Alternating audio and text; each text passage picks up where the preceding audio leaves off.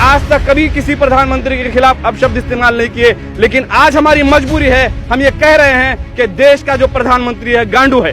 उसके मंत्री ये कह रहे हैं कि गोली मारो सालों को। मिनिस्ट्री में बैठे हुए लोग अगर ये कहते हैं कि गोली मारो सालों को, गोली मारो देश के गद्दारों को, मंत्री अगर ये कहते हैं तो आम पब्लिक क्या करेगी? देश में जहर घोला जा रहा है। तो ये दबाव, ये गोली तलवार जब की बात कर रहे हैं, तब जब ये लोग मजबूर होकर हाथों में in the protection of self life, उनके खुद के डिफेंस में अगर उन्होंने हथियार उठा लिए तो ये देश कहीं नहीं बच पाएगा। कि ये सिर्फ मुसलमानों के खिलाफ नहीं, बल्कि ये जो कानून है पूरे देश के खिलाफ है। लोगों को डरा कर दबा कर कोई राज नहीं कर सकता। रेप मर्द करता है। दिल्ली में कौन बैठी हुई है? दिल्ली में औरतें बैठी हुई हैं। अब अगर हमारी औरतें भी अगर इनका रेप करती होंगी तो ये शर्म की बात है। इतने जाहिल मैंने आज तक देखा नहीं है। इस सेल से ऐसे ऐसे मैसेज आ रहे हैं, ऐसे ऐसे वीडियो क्लिप्स आ रहे हैं कि 500 लेकर बैठे हुए हैं, वहाँ से निरोध मिले, वहाँ पर बिरानी बांटी जा रही है। तो जो कंफ्यूजन का वातावरण निर्मित किया जा रहा है, बनाया जा रहा है, इसके ऊपर कंट्रोल रखना भी इस सरकार का काम है, इन नेताओं का काम है। लाइव टीवी, सच सबसे आगे। बड़े अफसोस के साथ कह रहा हूं कि हमारे देश की सबसे बड़ी अजीम कुर्सी पर जाहिल और अनपढ़ बैठे हुए हैं। डेमोक्रेटिक देश की चार पिलर होते हैं। एक होता है लेजिस्लेटिव, एक रहता है एग्जीक्यूटिव और जुडिशरी और मीडिया। जिस देश का ये चार पिलर्स में से अगर एक भी पिलर कमजोर हो जाए या अपनी ड्यूटी ना निभाए तो वो देश डेमोक्रेटिक देश नहीं रहता है। आप देख रहे हैं कि आज हमारे मीडिया, जो हमारे डेमोक्रेसी का फोर्थ पिलर है, क्या मीडिया अपनी जिम्मेदारी निभा रहा है? मीडिया आज अवाम की पैरवी करने के बजाय गवर्नमेंट की पैरवी कर रहा है। पुलिस, क्या आप देख रहे हैं कि पुलिस किसकी प्रोटेक्शन कर रही है? हमलावरों का प्रोटेक्शन कर रही है। जिस देश की पुलिस हमलावरों का प्रोटेक्शन करती हो, क्या वो देश डेमोक्रेटिक रह सकता है? आज देश में कानून नहीं बल्कि मनुवादों की सोच चल रही है। आज देश में डॉक्टर बाबा साहब अम्बेडकर का कॉन्स्टिट्यूशन नहीं बल्कि बंच ऑफ थॉट के ऊपर काम किया जा रहा है। और आज जो देश में नरेंद्र मोदी, पंतप्रधान नरेंद्र मोदी और गृह मंत्री अमित शाह, ये दोनों जो देश को चला रहे हैं, ये देश को अंधेरे की तरफ ले जा रहे हैं। देश हमारा डेमोक्रेटिक देश है। हमारे देश के पास एक बेहतरीन संविधान है। आज देश में संविधान का मजाक उड़ाया जा रहा है। सिटीजनशिप अमेंडमेंट एक्ट पास किया गया तो देश के संविधान की कई आर्टिकल्स को तोड़ा गया। देश की आर्टिकल 14 ये कहती है कि equality before law, equal protection of law in the territory of India. Article 15 ये कहती है कि state shall not discriminate against any citizen on the basis of religion, race, caste, sex and place of birth and any of them. जब देश की article से कहती हैं कि हम धर्म, जात, रंग, भेद और प्लेस ऑफ बर्थ के नाम पर किसी में भेदभाव नहीं कर सकते, तो ये सरकार धर्म के नाम पे कानून कैसे बना सकती है? ये शर्म की बात है। ये शर्म की बात है। जिस तरीके से जामिया में एक नौजवान ने गोली चलाई एक बच्चे पर, आप और हमने सबने देखा कि पुलिस हाथ बांधे खड़ी हुई है। और वही पुलिस कुछ दिन पहले हॉस्टल में घुसकर लड़कियों को मारती है। वही पुलिस हॉस्टल में घुसकर, टॉयलेट में घुसकर बच्चों को मारती है, निहत्थे बच्चों को मारती है। और वही पुलिस एक बच्चे के हाथ में बंदूक है और उसको हाथ बांधकर देखती है। ये शर्म की बात है। हमारा देश कहां जा रहा है? आज हमको अफसोस के साथ ये कहना पड़ रहा है कि हमने जब से हमारा देश आजाद हुआ किसी प्रधानमंत्री के खिलाफ नहीं बोला। हमने आज तक कभी किसी प्रधानमंत्री के खिलाफ अपशब्द इस्तेमाल नहीं किए, लेकिन आज हमारी मजबूरी है, हम ये कह रहे हैं कि देश का जो प्रधानमंत्री है गांडू है। उसके मंत्री ये कह रहे हैं कि गोली मारो सालों को। मिनिस्ट्री में बैठे हुए लोग अगर ये कहते हैं कि गोली मारो सालों को, गोली मारो देश के गद्दारों को, मंत्री अगर ये कहते हैं तो आम पब्लिक क्या करेगी? देश में जहर घोला जा रहा है। आज हमारा देश डॉक्टर बाबा साहब अम्बेडकर के कॉन्स्टिट्यूशन पे नहीं बल्कि गोलवालकर की बंच ऑफ थॉट के ऊपर चलने की कोशिश कर रहा है, और ये देश के लिए बहुत बड़ा खतरा है। सरकार ही चाहती है कि डराकर, मारकर, गोलियों से, हथियारों से राज किया जा सकता है या किसी को दबाया जा सकता है। तो हमारी नानी कहती थी कि कितना भी बड़ा शेर दिल आदमी हो, कितना भी पहलवान हो, तो छोटा बच्चा जब तक सह सकता है सह लेगा, और जब वो बर्दाश्त के बाहर हो जाएगा तो नीचे गिरकर दो तो काटेगा तो भी। तो ये दबाव, ये गोली तलवार जब की बात कर रहे हैं, तब जब ये लोग मजबूर होकर हाथों में in the protection of self life, उनके खुद के डिफेंस में अगर उन्होंने हथियार उठा लिए तो ये देश कहीं नहीं बच पाएगा। कोई हालात यहाँ पे नहीं बच पाएंगे और किसी का इसमें भला नहीं होगा। और इतना भी इन लोगों को मत दबाओ। दब रहे हैं, इसका मतलब इतना भी मत दबाओ। अमित शाह ये कहता है कि आपका मतदान कार्ड, आपका आधार कार्ड, आपका पैन कार्ड, आपका पासपोर्ट, आपका पैदाइशी दाखला, ये आपके भारतीय होने का प्रमाण नहीं है। अरे मैंने इतना अनपढ़ जाहिल तो कभी देखा ही नहीं।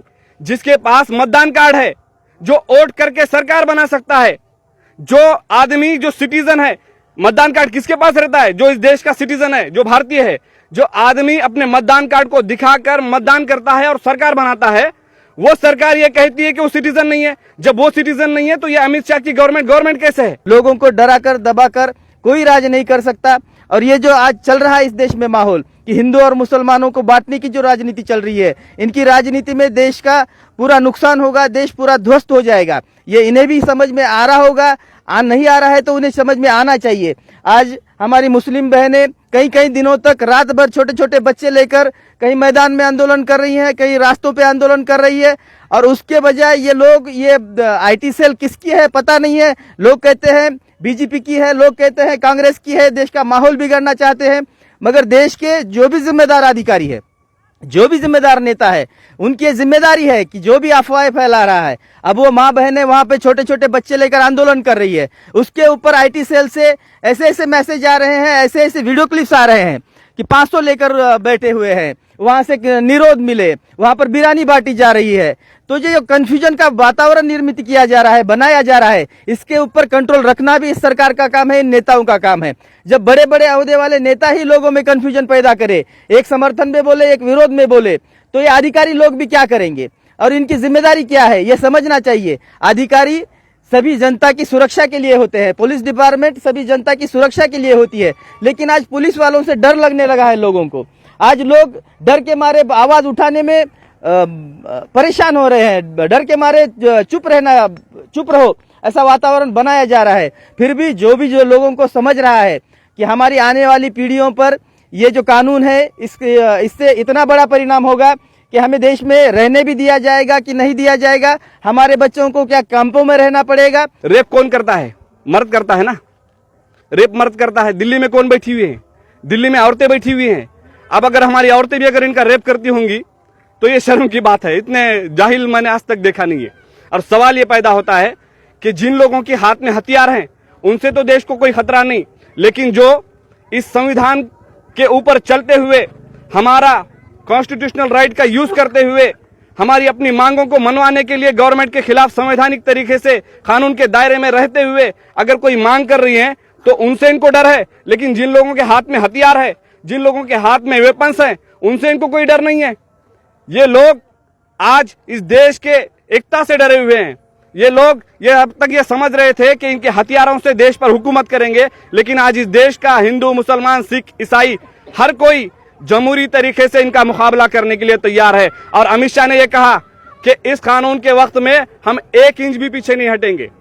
तो इस देश की अवाम उनसे ये कह रही है, अगर आप इस कानून के लिए 1 इंच भी पीछे हटने को तैयार नहीं है तो हम ये आपको पैगाम देना चाह रहे हैं कि हम इस कानून के लिए 1 नहीं आधा इंच भी पीछे हटने को तैयार नहीं। जितना माहौल देश का बिगाड़ सके उतना बिगाड़ा जा रहा है, लोगों को कंफ्यूज किया जा रहा है। और इस कंफ्यूज माहौल में हमारी ये आने वाली पीढ़ी क्या पढ़ेगी, क्या सीखेगी, क्या देश के लिए काम करेगी, कुछ समझ नहीं आ रहा है। यहाँ के पढ़े लिखे लोग भी आज दबाव में हैं, क्योंकि पढ़े लिखे लोग जब बोलना शुरू करते हैं तो उन्हें गोलियां दागी जा रही है। उनके जो मारने वाले गुनहगार खूनी है वो आज तक मिल नहीं पा रहे हैं। तो जो पढ़े लिखे लोग हैं वो भी चुप है। जो कुछ विरोधी पक्ष के लोग हैं उनकी फाइलें, उनका कुछ तो भी निकाल कर उनको ईडी, CBI और कुछ भी जांच के इसमें दबाव में उनको भी चुप किया जा रहा है। यहाँ का जो युवा है, जो पढ़ा लिखा युवा है, जो अच्छी यूनिवर्सिटी में पढ़ता है, उनके ऊपर भी लाठीचार्ज हो रहा है, गोलीबारी हो रही है। सबको दबाकर किसी भी देश का राजा राज नहीं कर सकता। इतिहास गवाह है, लोगों को संभाल कर, उनकी उन्नति कर, उनको खुशियां देकर कोई भी राज लंबे समय तक कर सकता है। कोई हमारे देश को किसी धर्म की तरफ ले जाने की कोशिश करता है तो वो गलत है और देश की अवाम उसको सबक सिखाएगी। आज देश की अवाम इसलिए रास्ते पर आई है कि ये सिर्फ मुसलमानों के खिलाफ है, ऐसा कोई समझ रहा होगा तो उसकी गलतफहमी है। ये कानून मुसलमानों के खिलाफ नहीं है, वो इसलिए कि देश हमारा धर्मनिरपेक्ष है और आज जो कानून पास किया गया वो धर्म के नाम पर बनाया गया। हमारा धर्म, हमारा देश धर्मनिरपेक्ष है और जो कानून बनाया गया वो धर्म की बुनियाद पर बनाया गया। इसलिए सारा देश रास्ते पर उतरा हुआ है। इन्होंने ये सोचा था कि इस कानून को लाने के बाद हिंदू इकट्ठा हो जाएंगे, अलग हो जाएंगे, मुसलमान अलग हो जाएंगे। लेकिन मैं इस मेरे देश के सारे हिंदू भाइयों से भी कहना चाह रहा हूं कि ये आपको और हमको गुमराह कर रहे हैं। वो इसलिए, अगर आप आसाम की एनआरसी को उठाकर देखेंगे तो वहां पर 19 लाख में 15 लाख हिंदू हैं, जिनमें सबसे ज्यादा पीड़ित गरीब लोग हैं जो भारतीय हैं, उसके बावजूद भी एनआरसी में उनका नाम नहीं आया। और ये जो बताया जा रहा है कि मुसलमानों को सिर्फ परेशानियां होंगी, हिंदुओं को नहीं होंगी। तो असम में जो उन्होंने ये सर्वे किया, एनपीआर लागू किया था, एनआरसी लागू किया था, वहां पे जो 19 लाख लोग जो आज कैंपों में है, जिनके डॉक्यूमेंट्स नहीं मिले, उनमें से 14 लाख लोग हिंदू है, सिर्फ 5 लाख लोग मुस्लिम है। तो ये जो लोगों में भ्रम फैलाया जा रहा है कि सिर्फ हिंदू, मुसलमानों को डराने के लिए ये किया जा रहा है और वो चुप रहेंगे, तो मुसलमान भाई बहनें भी चुप नहीं रहेंगी। और जब थोड़ा थोड़ा कर सभी हिंदुओं को समझ में आएगा कि ये कानून हमारे लिए भी खतरनाक है, हमारे बच्चों का भी इसमें भविष्य नहीं है, तो वो लोग भी समर्थन में जुड़ने लगे हैं और ये सब जुड़ते रहेंगे।